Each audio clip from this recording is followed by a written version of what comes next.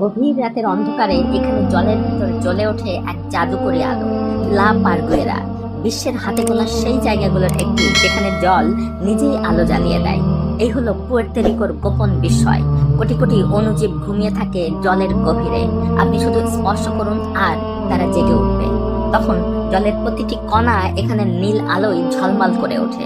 আর এই উপসাগরটি বিশেষ কারণ এখানেই আছে পানিতে নামার অনুমতি। সাঁতার কাটার জন্য প্রস্তুত হন। আপনি কল্পনা করুন ভেসে আছেন আলোর এক সমুদ্রে। আপনার হাত পা নাড়লেই চারিদিকে আগুনের ফুলকির মতো আলো ছড়াচ্ছে। মনে হবে আপনি যেন মহাকাশের নীহারিকার মধ্য দিয়ে সাঁতার কাটছেন। জল থেকে হাত তুললেই সেই আলো ঝরে পড়ে।